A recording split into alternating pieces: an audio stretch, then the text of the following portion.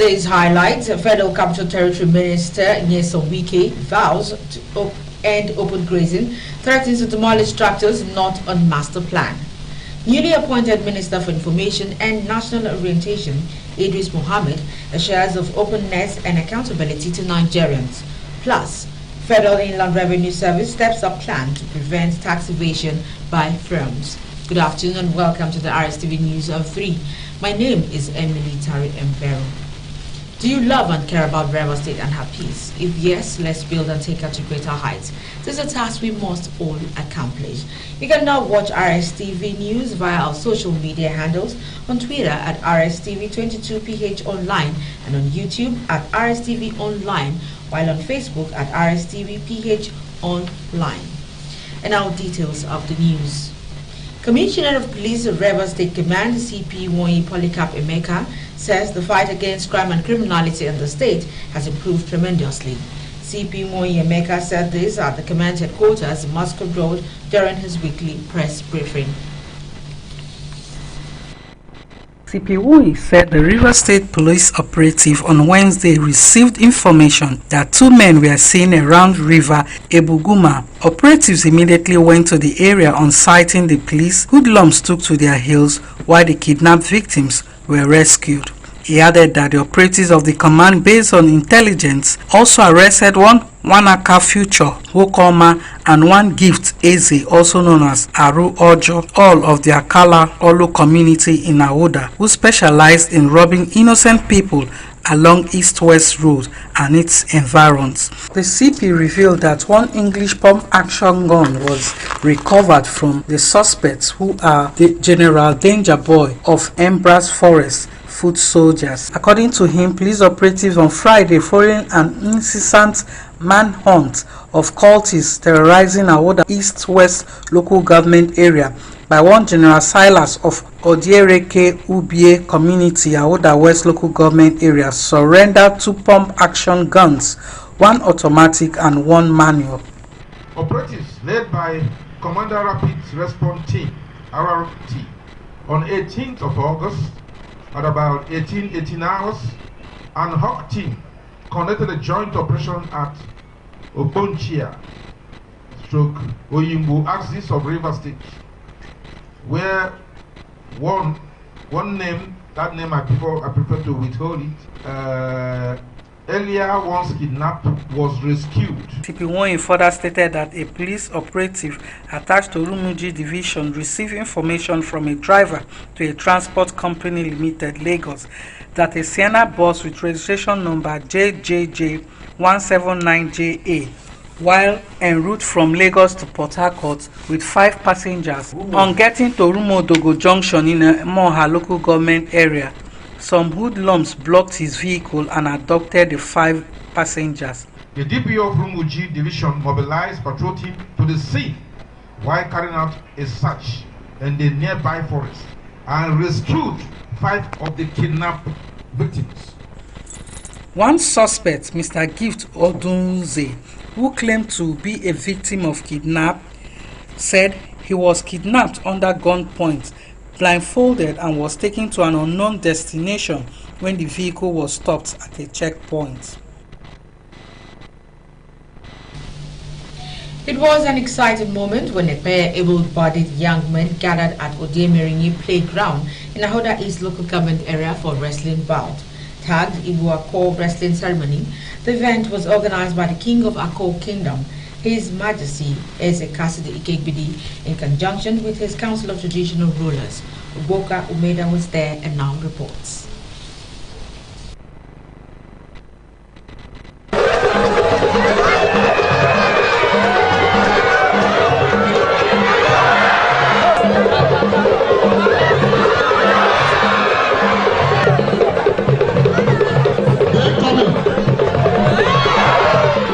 Traditional wrestling is one of the rich cultural heritage of Ekpeye people, and the opening ceremony in Igbako Kingdom was not different, as the lions, hippopotamus, and the tigers wrestle for supremacy. Speaking at the ceremony, the Ezigbako Kingdom, His Majesty Eze Kasidi Ikebidi, noted that wrestling is an age-long culture of Ekpeye people and a natural heritage for economic development. Eze Ikebidi cautioned the youths, particularly Ako, against criminality, stressing that they should rather be productive, as peace is the only way to development. After wrestling, we enter festival. I urge mostly the youth that we emulate peace. Those are our children. They like to say in the book that you come here and emulate peace. No human being like to stay in this. If they come good, we are ready to welcome them and listen to them. We look for jobs.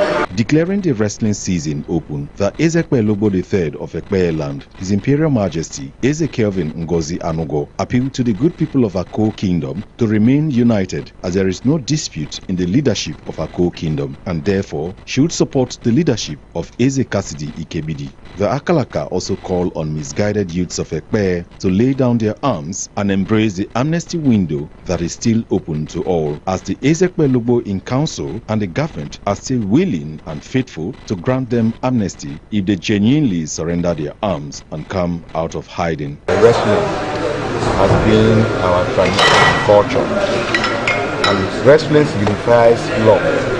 The period of grace is over, so we have called them to surrender their arms so that we can grant them traditional amnesty. The event, which produced new champions, was witnessed by spectators from all walks of life. Ogboka Umeda, RSTV News.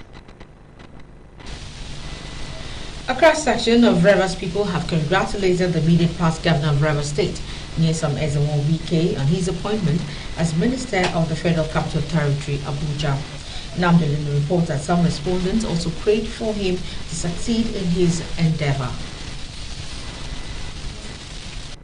Respondents expressed happiness over the appointment and inauguration of former Governor Nyesom Wike as the first Southerner to occupy the office of the Minister of the FCT, Abuja, describing it as unprecedented in the political history of the country. They commended President Bola Tinubu for the gesture, assuring him that he would not regret his action, as the seasoned politician would not disappoint him but perform beyond his expectation. They equally called on the minister to replicate milestones recorded in Rivers State in his new office and continue to be a good ambassador of the state. Our former governor, Chief Nyesom Wike, on his inauguration as the Minister of the Federal Capital Territory, FCT. And we say God to give him the wisdom to pilot the affair of that ministry to an enviable height. We are not surprised that he will be given an appointment.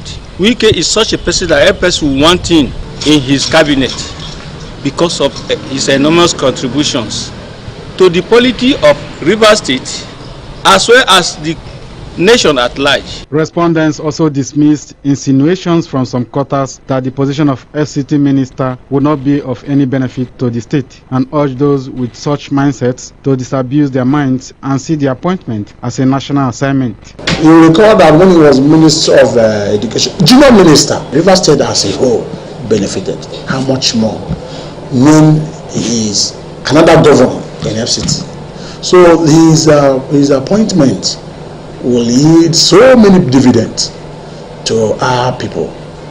I'm very, very, very, very certain of that. God have chosen him too, and the state too have chosen him, and federal have chosen him, that the work he have been doing to the state, let him come and do it to the FCT, because he do many jobs which people did not expect in the state that he would do, and he do it within hour of time when people did not expect. The former governor of Rivers State, Chief Ian Wike, deserved that appointment as a minister of Federal Capital Territory. I think he's the first of his kind, somebody from the southern region holding that position. My advice to the former governor of Rivers State is that I want him to do more of what he did in Rivers State. Respondents also appealed to the new ministers of Works and Niger Delta Affairs to pay attention to the East-West Road, which has become a death trap, noting that the importance of the road to the national economy cannot be undermined. The East-West Road that has turned to be a death trap, the road that brings what it takes to the country, the road that feeds the nation, should be put in order instead of turning to be a death trap. Rivers people are curious and expectant to see what the new government would bring to the table. Nnamdi Olimini, RSTV News. The newly appointed Minister of Information and National Orientation, Idris Mohammed, has assured the staff of the ministry and various stakeholders that his tenure will have a ministry that is open and accountable to Nigerians. Mohammed made these comments following the inauguration of 45 confirmed ministers designated at the conference center of the State House in Abuja. He revealed that the national orientation will form the core of the ministry's mandate in addition to information dissemination, cautioning Nigerians against spreading fake news and urging members of the press to cross-check their information before dissemination. According to him, being truthful and effective as Minister of Information is essential to engender the trust of the people on various programs and projects of the administration. Minister of Humanitarian Affairs and Poverty Alleviation, Dr. Betta Edu, has disclosed that the federal government is committed to lifting 133 million Nigerians out of poverty. Speaking in Abuja at the meeting with heads of agencies under the ministry, Edu said the federal government can only achieve this through different interventions and initiatives devised at reducing poverty. Edu, shortly after her inauguration as the minister, assured Nigerians of her determination to ensure transparency and accountability during her tenure. The minister also said all resources would be deployed to combat the rate of poverty in the country. Now, do you love and care about Rivers State and her peace? If yes, let's build and take her to greater heights. This is a task you and I must accomplish. You can now watch RSTV News via our social media handles on Twitter at RSTV22PH Online and on YouTube at RSTV Online, while on Facebook at RSTVPH Online. And up ahead on the news, Zimbabwe ready to decide between President Mnangagwa, Nelson Chamisa, and Greece wildfires, hospitals evacuated as fire intensifies in Alexandropolis. These and more after the break. To stay.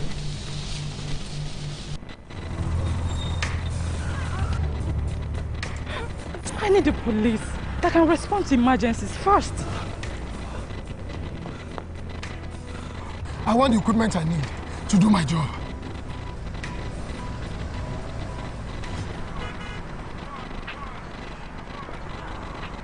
I want a police that won't harass or arrest me for no just reason. I want to be valued for my work, not feared by honest people. I want a police that won't ask me anything for the boys. I want a decent salary that is paid on time. If it happen with good laws, proper funding, training, and cooperation. If it happen. If it happen. If it happen. This is RSTV World News. We bring you world-class news, accurate, first-hand, entertaining, balanced analysis. RSTV, Channel 22 Port Harcourt. Welcome back. You're still watching the RSTV News 3, and now to the rest of our reports. Kaduna State Governor Uba Sani has announced a 30% to 50% reduction in fees for state tertiary institutions. The reduction is in line with the governor's commitment to fulfill his campaign promises and alleviate the impact of rising living costs, particularly following the removal of petroleum subsidies in Nigeria. The move underscores the administration's dedication to providing accessible and quality education while enhancing various aspects of the education system. Now, business news. Federal Inland Revenue Service (FIRS) says all shipping companies operating within Nigeria's territorial waters have been given December 31st, 2023 deadline to settle any outstanding tax returns. The deadline was contained in a public statement signed by Executive Chairman, Federal Inland Revenue Service (FIRS), Mohammed Nami, after two previous statements issued by the FIRS in June and December 2021. The two earlier directives outlined the basis of taxation for international shipping lines and urged them to sort out their tax responsibilities within 3 months. FIRS stated that if any shipping company failed to comply with the deadline, the agency will work with relevant security agencies to prosecute defaulters, adding that the aim was to improve revenue generation for the country by ensuring an international shipping companies operating within Nigeria waters comply with tax regulations. The presidential and parliamentary elections taking place tomorrow are crucial to determining the future of a southern African nation endowed with vast rich mineral resources and agricultural land. Colorful campaign posters adorn streets, poles, buildings, vehicles and trees in Zimbabwe, but the buzz surrounding the country's upcoming general election appears to end there.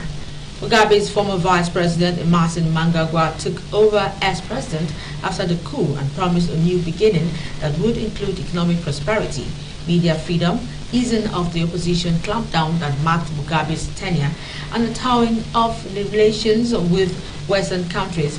But the July 2018 general election turned out into a disappointment.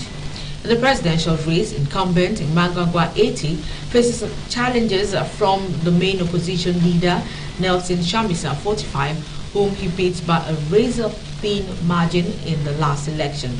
Zimbabwe has a history of disputed and violent elections since the country's independence from the United Kingdom gained international recognition in 1980. The United States has become the first country to approve a vaccine for pregnant women that prevents severe disease caused by respiratory syncytial virus (RSV) in their babies. A statement from the Food and Drug Administration said the Pfizer shot, which was already approved for use in older adults, has now been green-lighted for use as a single injection from 32 through to 36 weeks of pregnancy to protect infants from birth through 6 months.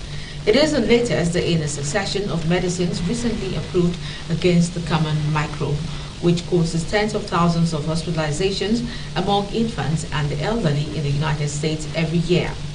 Researchers have targeted an RSV vaccine since the 1960s, but the spate of shots that are emerging were made possible by scientific breakthrough a decade ago.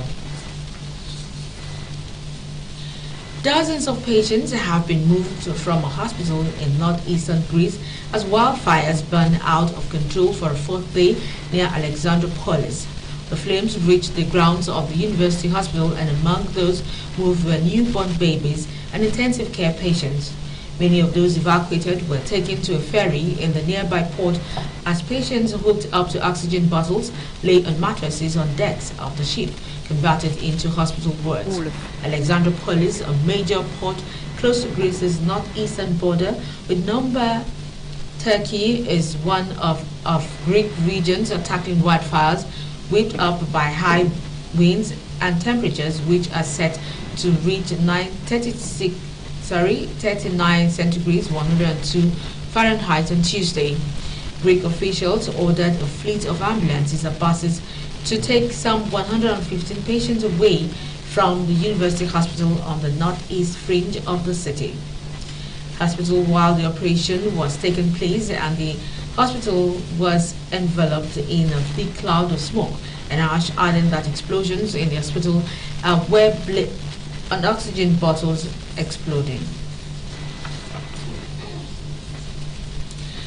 Thailand's former PM Thaksin Shinawatra has been jailed upon returning to the country after 15 years in exile, but many believe he has struck a deal that will keep him from serving more than a short period in prison.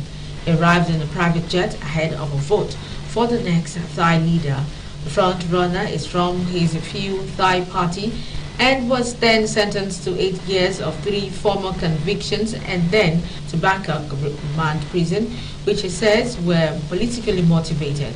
Mr. Thaksin, Thailand's most successful elected leader, has long been feared by conservative royalists who have backed military coups and contentious court cases to weaken him. Prison authorities say he will be kept in a wing with specific medical equipment given his advanced age, and will also immediately undergo a 10-day quarantine, the first of 5 days of which will be confined in his room. The award is set to showcase Africa's excellence and diversity as Afrocentric music in genres such as Afrobeat, dancehall, hip-hop, Afropop, Ambalax, Amapiano, Zouk, Kizomba, Jenge, Coupe de Calle, Bongo Flavor, Soukous, Gospel, Rap, Rai, Kompa, R&B, and Rumba. Burna Boy, Ashake, Davido, and Rema have been nominated Best Male Artist for the night. Olivia Nameka has more on the story and others on the entertainment stories to stay.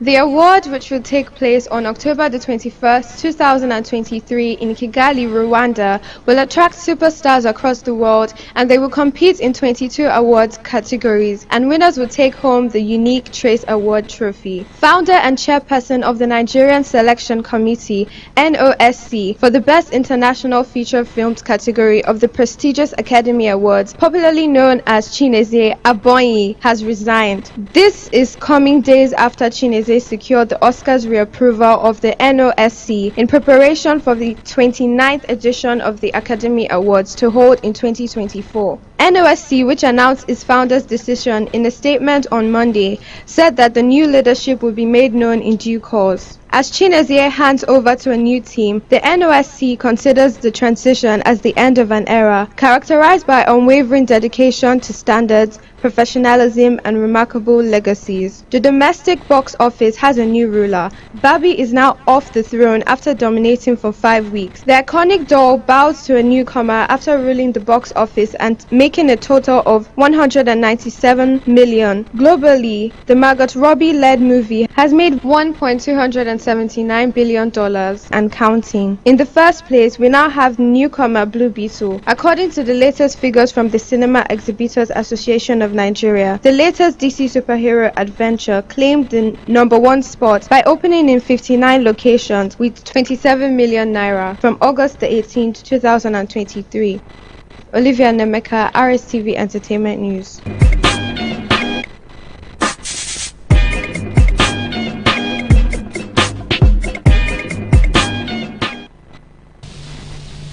In our sports, Sha'Carri Richardson has made up for missing the Tokyo Olympics due to a drug ban to sensationally win the women's 400 meters world title in Budapest and a championship record of 10.65 seconds. The 23-year-old American stormed home from lane 9 to edge of Jamaica duo Jerrica Jackson, who ran 10.72 seconds, and 5-time champion Shelly Ann Fraser Price, who clocked 10.77 seconds. Richardson missed the delayed Tokyo Games in 2021 after testing positive for marijuana at the US trials. But after surviving a terrible start in her semi-final, she was a different prospect in the final in the Hungarian capital. Richardson had barely made it into the final, going through only as one of the 2 fastest losers after almost being left in her blocks in the semi. However, she made no mistakes when it really mattered, getting out of the blocks fast, and although Jackson held the lead entering the final few meters, the American had enough leg speed to pass her. Jackson's dreams of becoming only the 4th woman to achieve the sprint double have been shattered, but she still has the 200 meters title to defend later this week. Now, do you love and care about Rivers State and her peace? If yes, let's build and take her to greater heights. This is a task you and I must accomplish. You can now watch our news via our social media handles on Twitter at RSTV22PH Online and on YouTube at RSTV Online, while on Facebook at RSTV PH Online. And that's the size of our package this afternoon at the News at 3. My name is Emily Tari Mbero. To have an amazing time on RSTV. Good afternoon.